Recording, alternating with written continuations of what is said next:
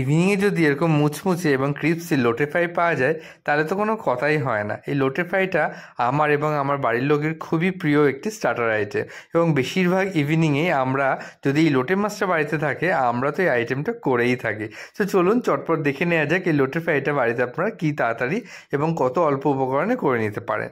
প্রথমে আপনাকে এরকম লোটে মাছে কিছু পিস করে নিতে হবে এবং তার মধ্যে আপনাকে পরিমাণ মতো একটু নুন দিয়ে নিতে হবে এবং তার সাথে আপনাকে পরিমাণ মতো একটু হলুদ গুঁড়ো মিশিয়ে নিতে হবে।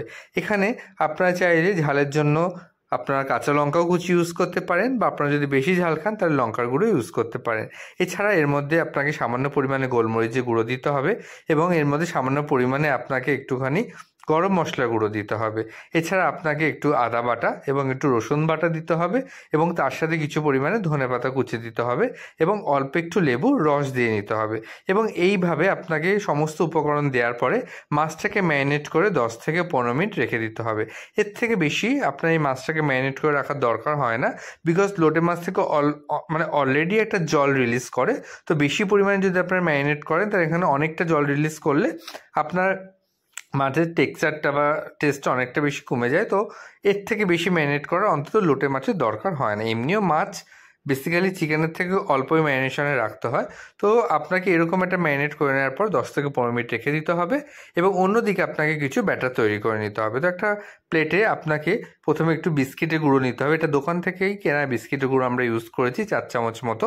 আপনারা চাইলে টোস্ট বিস্কিটও আপনার মিক্সার গ্রাইন্ডারে আপনারা গুঁড়ো করে নিতে পারেন। এছাড়া একটা বাটিতে আপনাকে কিছু পরিমাণে অ্যারুট নিয়ে নিতে হবে এবং এই অ্যারুটটাকে সামান্য পরিমাণে নুন দিয়ে একটা হালকা পাতলা ব্যাটার করে নিতে হবে এবং অন্যদিকে একটা পাত্রে আপনাকে কিছু পরিমাণে চালের গুঁড়ো নিয়ে নিতে হবে। ব্যাস, এই কয়েকটা উপকরণ দিলেই কিন্তু আপনার পুরো এই রেসিপিটা কমপ্লিট হয়ে যাবে। তো যেমন আপনাকে বললাম, প্রথমে একটা ব্যাটার করে নিতে হবে। এটা একটা পাতলা ব্যাটার করতে হবে যাতে ওই ম্যারিনেট করা লোটে মাছগুলো ডিপ করে ওই বিস্কিটের গুঁড়ো এবং চালের গুঁড়োর মধ্যে আপনারা ডিপ করে নিতে পারেন।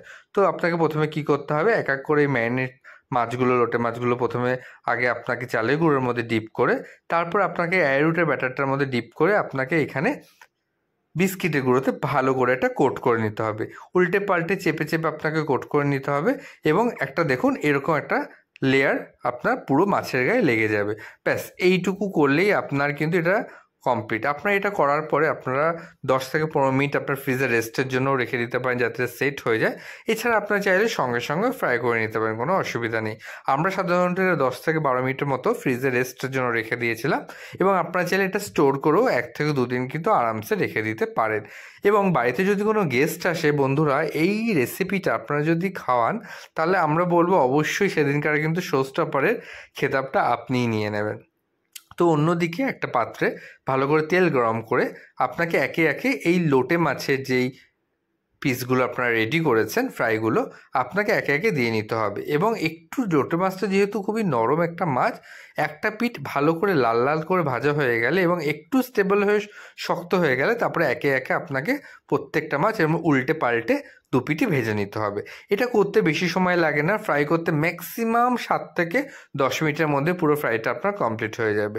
এবং বিশ্বাস করুন এই মাছটা ফ্রাই খেতে এতটাই ভালো লাগে যে আপনারা এটা বারবার খেতে চাইবেন। তো এরকম নতুন নতুন রেসিপির জন্য আমাদের পেজটাকে ফলো করবেন, ইউটিউব চ্যানেলটাকে সাবস্ক্রাইব করে দেবেন। আর যদি নতুন কোনো রেসিপি দেখতে চান অবশ্যই কমেন্ট করে জানাবেন, আমরা সেটা দেখানোর চেষ্টা করব। তো এইভাবে অনেক ভালোবাসা দেওয়ার জন্য অনেক অনেক ধন্যবাদ বন্ধুরা। অনেক সুস্থ থাকবেন, ভালো থাকবেন এবং আমাদের এত ভালোবাসা এইভাবে দিচ্ছেন, আমরা এর জন্য চিরকৃতজ্ঞ। ধন্যবাদ বন্ধুরা, ভালো থাকবেন, সুস্থ থাকবেন, অনেক ধন্যবাদ।